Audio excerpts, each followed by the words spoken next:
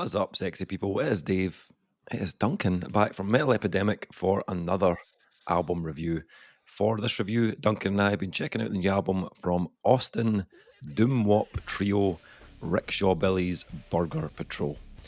The band's new album, Big Dumb Riffs, will be released on March 22nd via Permanent Teeth. So, hot on the heels of their breakout fifth studio release, Doom-Wop, Rickshaw Billie's Burger Patrol returns with Big Dumb Riffs, a whole new variant of the fuzzed out, overdriven, melodic, groovy music they've been making since 2016.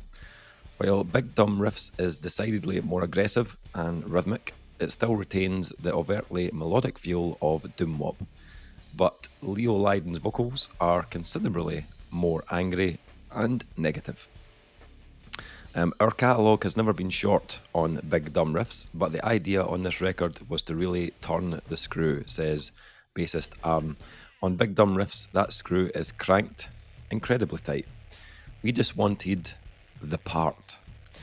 Opening of Pantera's Primal Concrete Sledge, the breakdown in Primus's Pudding Time, the shit that makes you move and lose your mind. Just the part, the whole time. Across 11 concise, taut songs, most clocking in around 2 minutes or less, Rickshaw Billie's Burger Patrol demonstrates their skillful ability to blend the merciless low end of Leo Leiden's 8-string guitar, Aaron's masterful chord work on the bass, and Sean St. Germain's driving drumming. The whole writing process was, what if we just played 2 notes the whole song? What if we...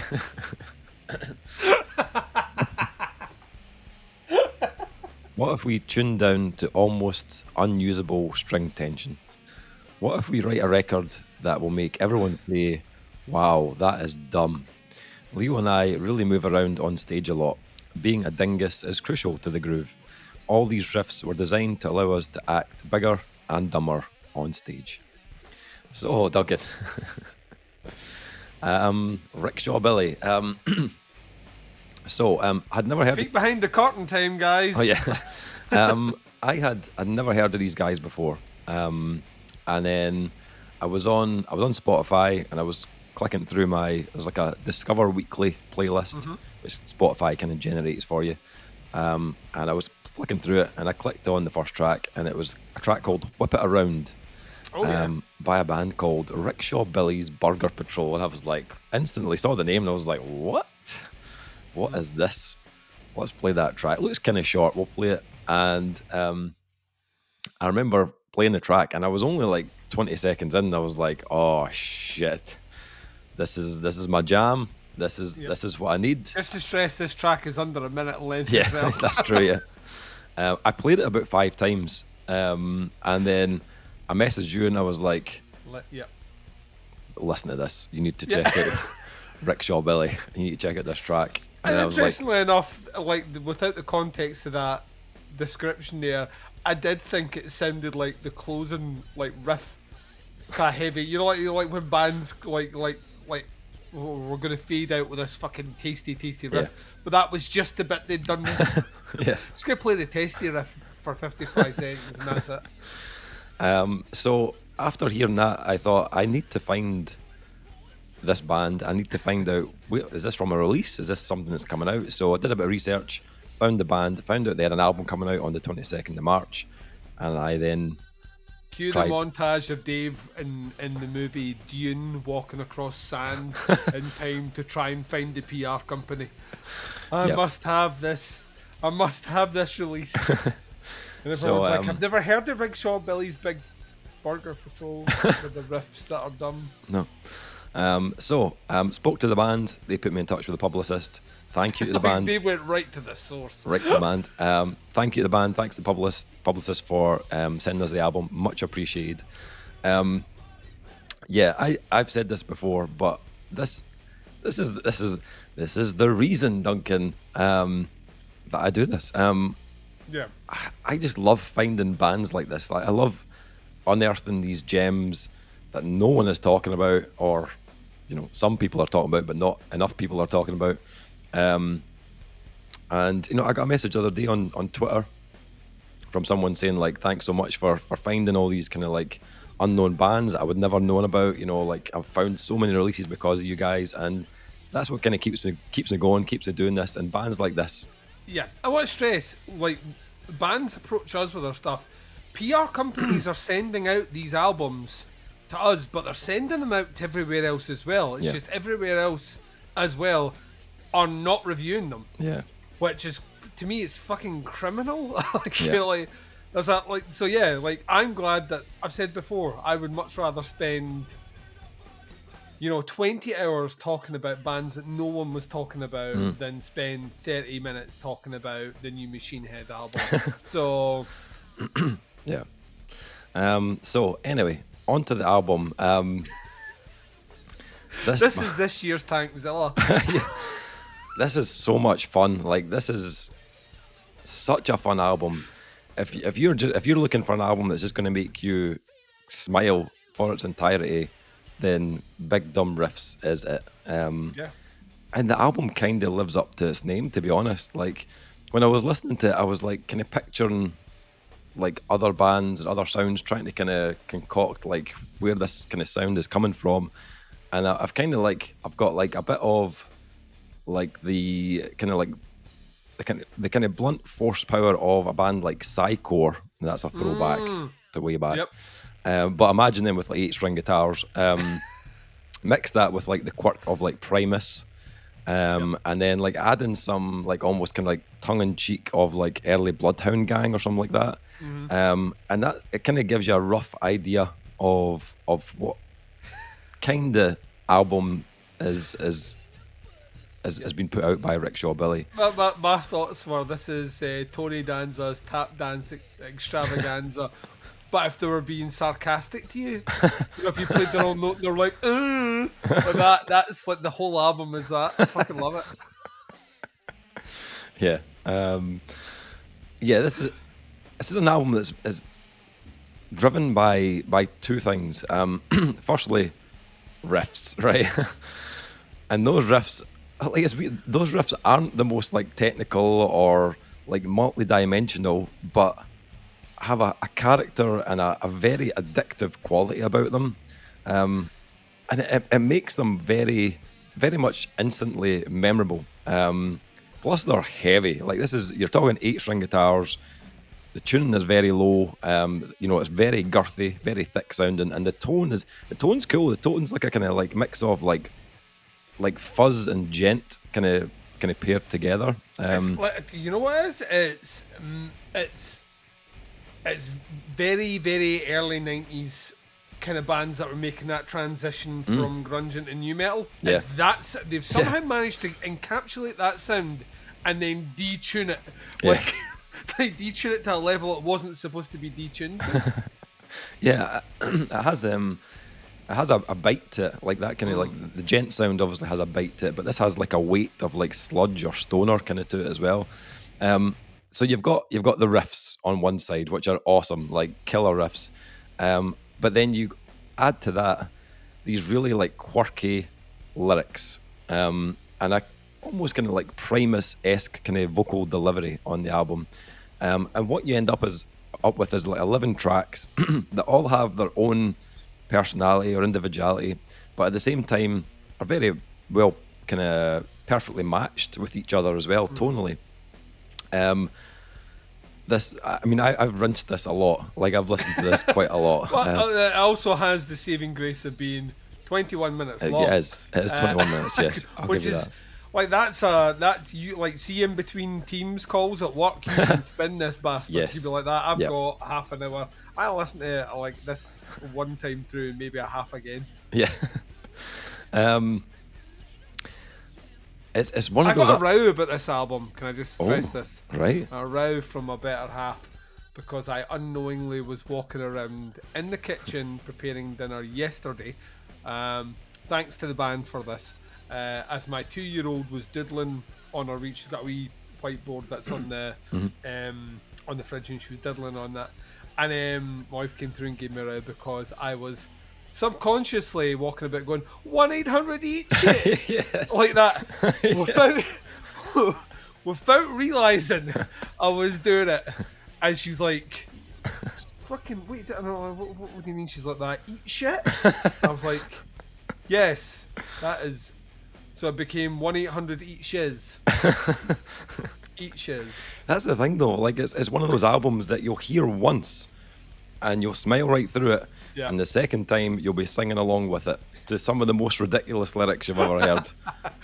I was the same. I was singing 1-800-EAT-SHIT on my way to work. Like, I was just like screaming it out loud. That's when my voice is absolutely wrecked. That's like, why Dave ruined his voice. Are you happy now, Rickshaw Billie's Burger Patrol? Yeah. Are you happy now? Once it's in there, it ain't leaving at all. I just kind of love the personality of these guys. Like it's this album is soaked in their personality, but they've constructed these songs in a way that keeps you wanting more. Every song changes, like the tempo or the rhythm changes, and it kind of gives you a different slant on what they've done previously.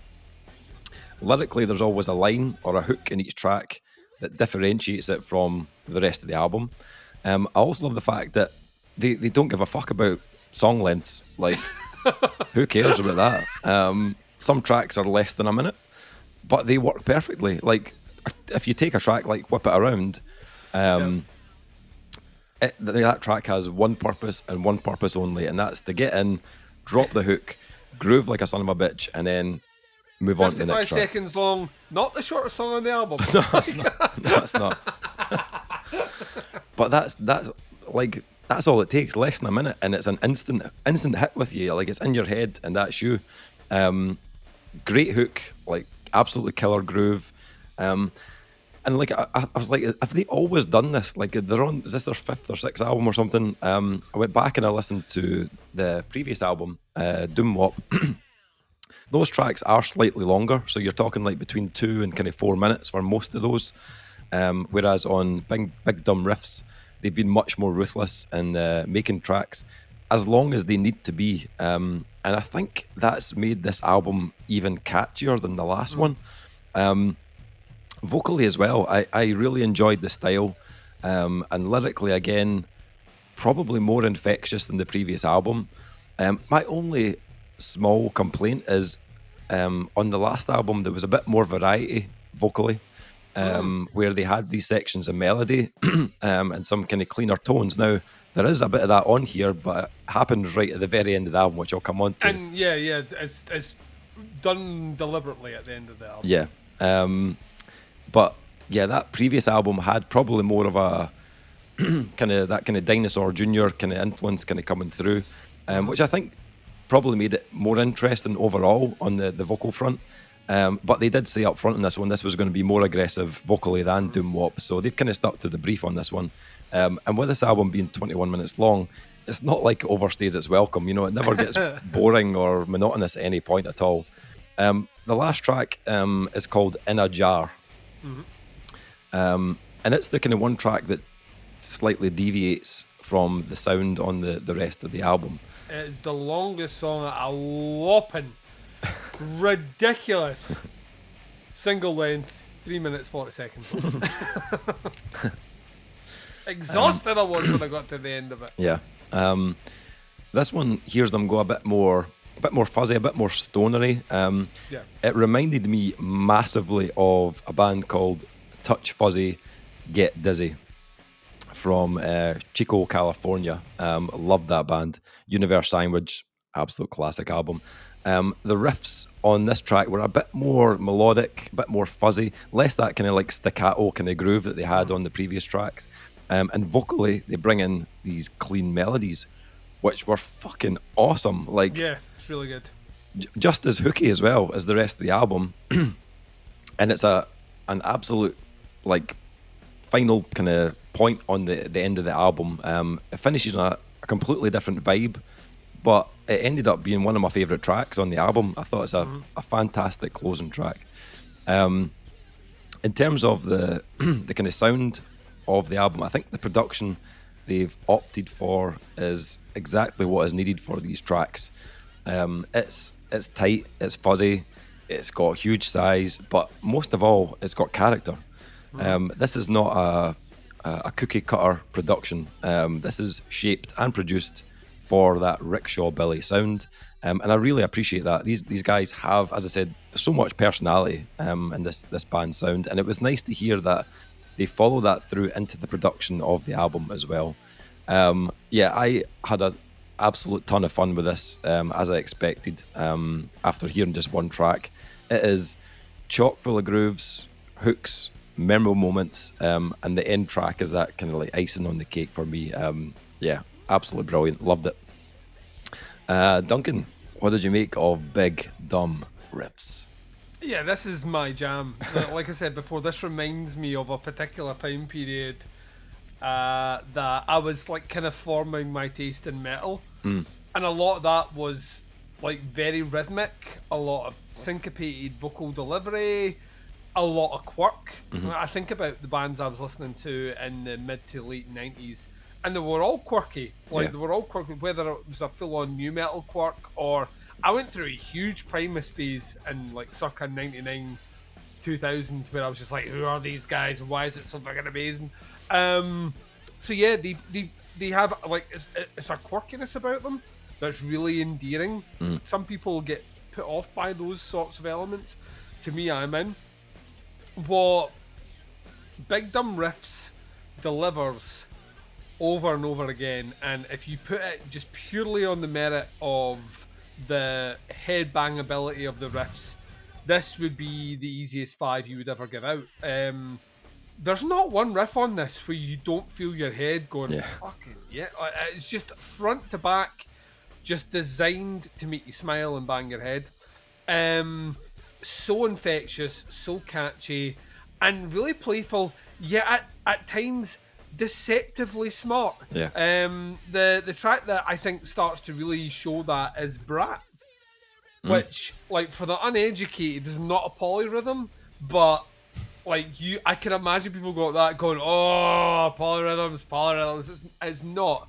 It's just that, you know, they're playing over 6, but the riff's over 5. It's very, very, very, very smart. And it's not like it's like a it's not, you know what I mean? They're not doing anything ridiculous. Yeah. But it's so different from Body Bag before or El Sapo, the track that comes after it, that it completely stands out. And that's what you have. Every single track sounds the same production. They're not like adding elements that vastly change them, but they change the pace, they change the delivery, or the rhythm on every single song is different. And as a result of that, kind of the same way that really good grindcore can deliver bite-sized pieces of like ferocity, but it doesn't sound like one long song because of how the albums are pieced together. This has a lot of that. It has that structure where the tracks are never exactly the same beside each other or never bleed too much into it. I think that's really, really, really smart. The vocal delivery is great on this. He has a kind of higher pitch, almost Fred Durst-esque register that he delivers them, and it is all rhythmically delivered. But what I love about him is he will at times focus purely on that beat and then will just go off to the offbeat to deliver things, and he drifts in and out between the two, and it mixes up. It's still like surprisingly more difficult to do if you are a musician playing the stringed instrument that's playing on the beat to then start mixing that timing up. It's handled really, really, really, really well. I think, like you, I was floored by In a Jar compared to the rest of the album. I have not checked out any of the previous stuff, so I didn't realise that was an element they had. In a Jar to me has a little bit of the grunge about it, a little bit of the alt grunge from, once again, that kind of mid-90s era. And it's fucking great.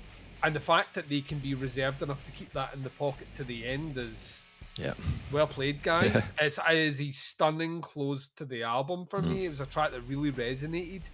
And it feels more serious than everything else before. So they finish on a much more kind of somber, serious note compared to the rest, which is having so much fucking fun. And you're singing about eating shit, and papas are popping it, and peanut butter snack sticks, which I would eat the shit out of.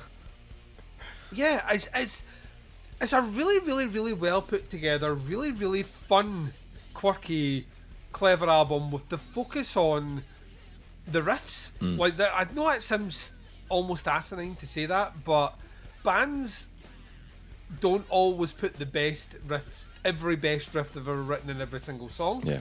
It's just not how things work. Because if you're writing a 4-minute song, chances are you have to put something in that quietens things down or fills things up to add those textures. Yeah. When you don't have to have There's no filler like, here. yeah, when you don't have to have songs that go over a minute and a half, you can really just ride a riff. Yeah. And play a couple of variations on it and close, and that's kind of what they do here. But that's not to say it's just one riff for a minute. Like Bastard Initiated, which is close to the end, it's just about a minute in length, and it goes thrashy, but it also goes groove, and the riff modifies about 3 or 4 times in that one song.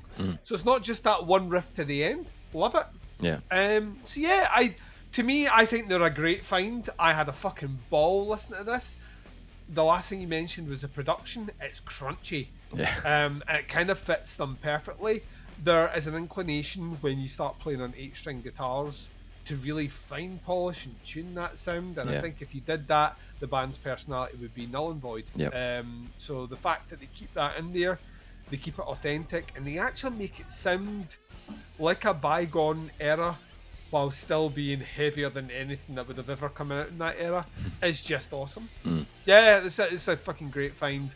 I, like yourself, have spun this to fucking death. It's too easy. It's too easy not to. Yeah. This to me has got me through a couple of treadmill runs, and I'm like that. I want that 20-minute 5K. Rickshaw Billie's Burger Patrol is the soundtrack to put on, because if I ain't finished by the time that album finishes, I've failed. Yeah. Nice. So final thing, scores for Big Dumb Riffs. I think when I was listening to the album, I was already pretty high, to be honest. Like, as I was going through it, I was like, this is like everything that I love in a groovy, heavy album. And then when I got to like the second to last track, I was like, oh, this is an easy kind of 4.5 for me.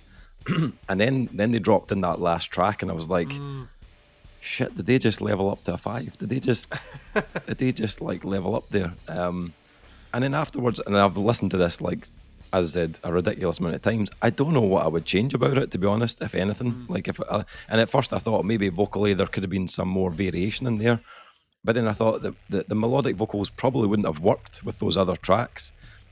Whereas the stuff on Doom-Wop did have a bit more melody in the guitar, so I could see how they've mixed that in. Here, I don't think it would have worked on other tracks, but it works perfectly on that last track. Yeah, I love this. I'll play the shit out of this. It's only 21 minutes, so I'll definitely come back to it a shitload this year. I'm going to drop a wee 5 on this one. Duncan, what are you thinking? I'm joining you. This is a like absolute no-brainer. It's not. I think some people get snobby about their 5s, right? And that's to be reserved for the most virtuoso, most complicated, most original thing you've ever heard. And I think when you are analysing music at that granular level, you're not asking the question, did I enjoy it? Right? And that's I am a feeling guy. Every grade that I do on whether I'm reviewing movies or whether I'm reviewing music comes down to how did I feel at the end of this? Yeah. And what would I change? Like, if it's not at the maximum, what would I have done to make it the maximum mark? Yeah. And very, very quickly into the second spin of Rickshaw Billie's Burger Patrol, less than a half an hour with this band, first time out, I realised that the band have a fully defined sound that you can't really fuck with. Like, I wouldn't want to fuck with a second of this. The fact that they're in on the joke is kind of what sells it for me. It's kind of what makes it the 5. I think if they were trying to take things too serious, like I said before, they tried to fuck with that production even a little bit, then I'd be like, I don't think you. I think this is almost a vehicle to kind of try and pull the wool over my eyes. But this is as authentic an album as you're going to hear from a band that 100% know what they want to sound like. and there's just not a bad riff here. Mm. They're like no one's breaking their brain to try and work out how they played them. Yeah. But they're structured in such a way that you just, every single riff is just like, that's perfect. Yeah. That's perfect. Yeah. So yeah, this is the easy 5, and if you don't like that, you can dial 1-800 each it. Right. Rickshaw Billie's Burger Patrol Big Dumb Riffs out on March 22nd on Permanent Teeth. Links below to the band, to the pre-order. Check it out. Have a listen to some of the singles. I'll put a link to one of the videos in there as well. Fucking awesome. Have a listen. Enjoy. That is the review. Until next time, take care. Speak to you soon. Bye, everyone.